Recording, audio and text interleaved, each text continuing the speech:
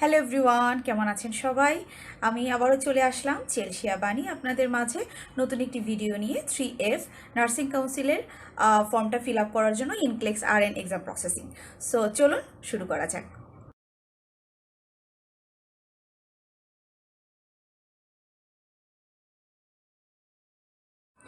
So অনেকেরই জিজ্ঞাসা যে এই ফর্মটা ফিল আপ করার জন্য কি কি ডকুমেন্টস লাগবে এবং এই ডকুমেন্টসগুলো মূলত আমরা কোথা থেকে অ্যাটাস্টেড করাবো।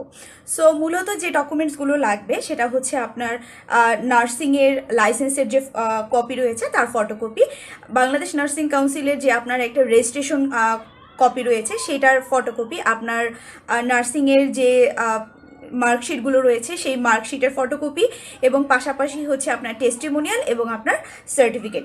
এই প্রত্যেকটার ফটোকপি নিয়ে আপনি বাংলাদেশ নার্সিং কাউন্সিলে যে ফর্মটা আছে সেই ফর্মটা ফিল আপ করবেন। ফিল আপ করে পাশাপাশি এই কাগজগুলো একসাথে দিয়ে গিয়ে তাদের কাছে দিয়ে দিবেন, তারা অ্যাটাস্টেড করে আপনাকে পরবর্তীতে দিয়ে দেবে। তো চলুন ফর্মটা কিভাবে ফিল আপ করবেন সেটা দেখে আসি। নার্সেস ফর্ম 3F, যেটা কিনা verification for foreign professional licensure or certification. So এই ফর্মটা ফিল আপ করার জন্য আমাদের যে কাজগুলো করতে হবে সেটা নিয়েই আজকে করব বা কীভাবে করবেন। তো একইভাবে সেকশন 1-এ আমাদের দেখতে হবে আমরা কিসের জন্য অ্যাপ্লাই করছি।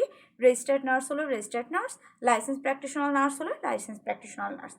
এরপরে আমাদের যেহেতু সোশ্যাল সিকিউরিটি নাম্বার নেই, আমরা সরাসরি আমাদের জন্মের তারিখ লিখব। আমি আবারও মনে করিয়ে দিচ্ছি, আমাদের মাস প্রথমে, দিন পরবর্তীতে এবং ইয়ার সবার শেষে। এরপরে আসি আমাদের নামটা এক্স্যাক্টলি ঠিক যেভাবে আমাদের অ্যাপ্লিকেশনে রয়েছে ঠিক সেভাবে প্রথমে আমাদের লাস্ট নেম, আক্তার হলে আক্তার, খান হলে খান, হোয়াট এভার ইউ হ্যাভ। দেন আপনাদের প্রথম নাম এবং শেষে মিডল নেম। সো মিডল নাম যদি আপনাদের থাকে তো আপনারা লিখবেন, আর না থাকলে তো লেখার কোনো প্রয়োজন নাই। এরপরে আসি আপনাদের মেইলিং অ্যাড্রেস। মেইলিং অ্যাড্রেসটা আমি আবারও মনে করিয়ে দিচ্ছি, যার যার আপনাদের ইলেকট্রিসিটি বিল অথবা পানির বিল অথবা গ্যাস বিলের যে অ্যাড্রেসটা দেওয়া আছে ঠিক সেই অ্যাড্রেসটা দেওয়ারই চেষ্টা করবেন, যেহেতু আপনাদের লাইসেন্সটা ঠিক এখানেই আসবে। এবং সেই সাথে আপনারা যে সিটিতে আছেন সেই সিটিটা আপনারা এখানে উল্লেখ করবেন। জিপ কোড লিখতে কেউ ভুলবেন না, যদি জিপ কোড না জানেন অনলাইনে সার্চ করবেন, সবার যার যার এলাকার জিপ কোড পেয়ে যাবেন।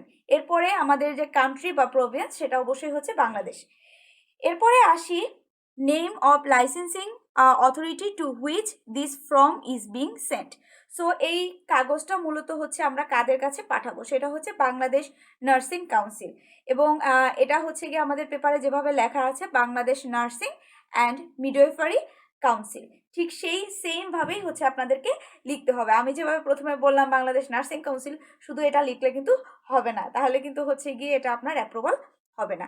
এরপরে আসি আপনার যে এই লাইসেন্সটা যারা গিয়ে যে অথরিটি গিয়ে আপনাদেরকে ইস্যু করেছে এবং সেই ইস্যুর সার্টিফিকেটে আপনার নাম ঠিক যেভাবে আছে ঠিক সেভাবেই আপনাকে লিখতে হবে।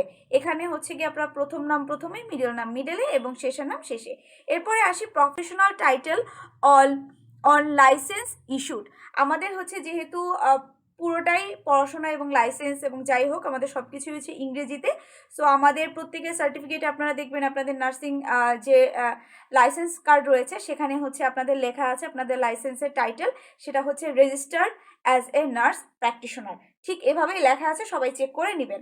এবং এই জিনিসটাই সেম আবার কপি পেস্ট করে পরের লাইনটাই দিবেন, যেহেতু পরেরটা বলেছে যে ইংলিশ ল্যাঙ্গুয়েজে লেখার জন্য, যেহেতু সেম, সো ওটি কপি পেস্ট করে দিলেই হবে।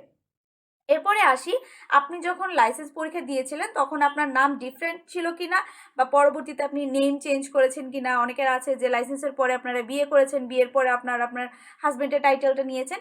তো সেটা যদি হয় তাহলে সেক্ষেত্রে আপনারা এটা লিখবেন, আর যদি না থাকে দেন এনে দিয়ে দেবেন। এরপরে আসি, আপনি কোন কলেজ থেকে মূলত আপনি পাশ করেছেন।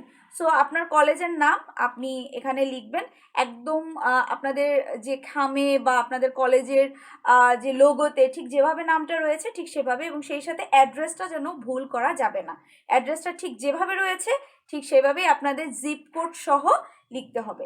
এরপরে আসি, date certification or diploma in nursing was awarded, অর্থাৎ আপনি যে তারিখে আপনার সেই নার্সিংয়ের যে রেজাল্টটা হয়েছিল, আমি যখন 2F ফর্মটা ফিল আপ করার কথা বলেছিলাম তখন বলেছিলাম যে আপনাদের ডিপ্লোমা অথবা বিএসসি শেষ পরীক্ষার রেজাল্টটা যেদিন পাবলিশড হয়েছিল, অর্থাৎ ফাইনাল পরীক্ষার রেজাল্টটা যেদিন পাবলিশড হয়েছিল ঠিক সেই দিনের ডেটটা হচ্ছে কি আপনারা দিবেন। আবারও মনে করিয়ে দিচ্ছি, প্রথমে মাস, তারপরে দিন এবং পরবর্তীতে হচ্ছে আপনার বছর।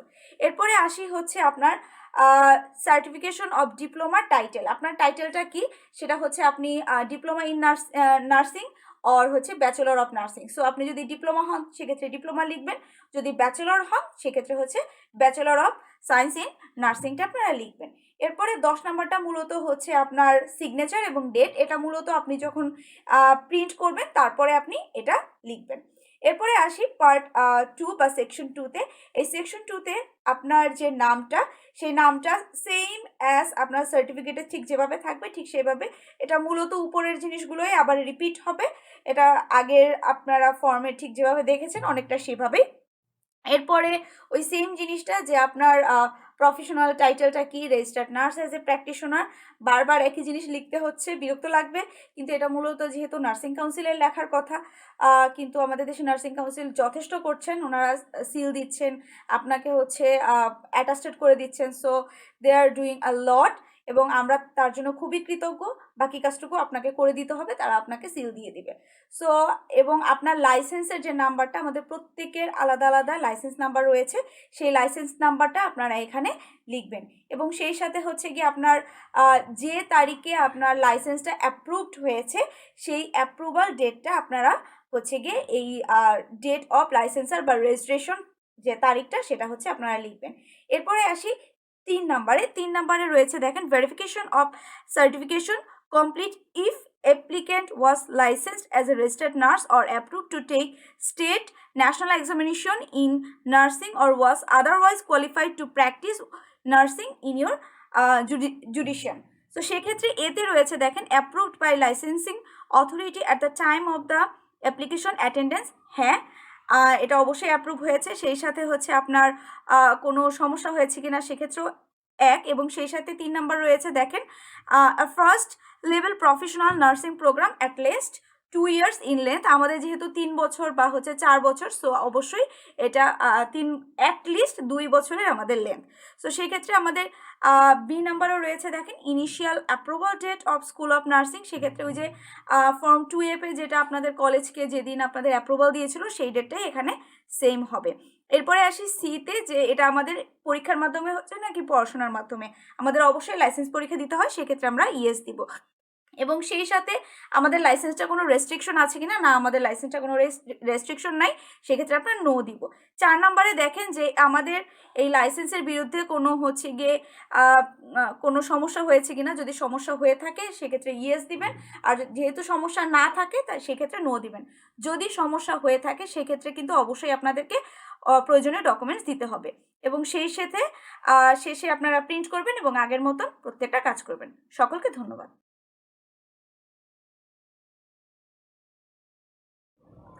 আশা করছি এই ভিডিওটা দেখে ফর্ম ফিল আপটা কীভাবে করতে হয় সেটার প্রশ্ন আপনাদের এখন সবার শেষ। তো ফর্মটা ফিল আপ করার পরে আপনারা, আমি আগেই যেহেতু বলেছি যে সমস্ত কাগজপত্রগুলো দিয়ে আপনারা নার্সিং কাউন্সিলে জমা দিবেন, এবং নার্সিং কাউন্সিলে মূলত একটা ফিজ দিতে হয়।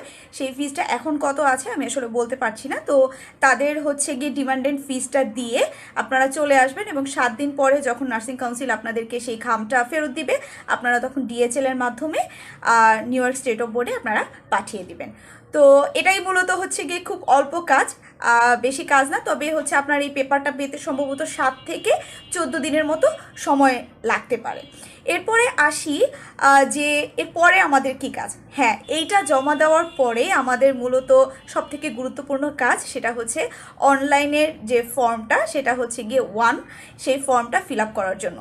তো সেই ফর্মটা ফিল আপ করার জন্য আপনারা যদি চান যে না এই ফর্মটাও আমরা কীভাবে ফিল আপ করবো আমরা বুঝতে পারছি না, তো সেক্ষেত্রে হচ্ছে গিয়ে অবশ্যই আমাকে কমেন্ট সেকশনে জানাবেন, এবং সেই সাথে হচ্ছে গিয়ে এই ভিডিওটা যদি ভালো লাগে তাহলে অন্যদেরকে শেয়ার করবেন। তো এই পর্যন্তই ফর্ম ফিল আপ। এরপর থেকে যে ভিডিওগুলো আসবে আশা করি সমস্ত কিছুই আপনাদের কিভাবে আপনারা পড়া শুরু করবেন বা পড়ার জন্য কি কি লাগবে, এবং আমি চেষ্টা করব কিছু কিছু বেসিক দেওয়ার জন্য, যাতে আপনারা যারা এই জার্নিটা শুরু করতে যাচ্ছেন বা শুরু করেছেন তাদের জন্য অনেক বেশি উপকারে আসে। ততদিন পর্যন্ত সকলে ভালো থাকবেন, সুস্থ থাকবেন।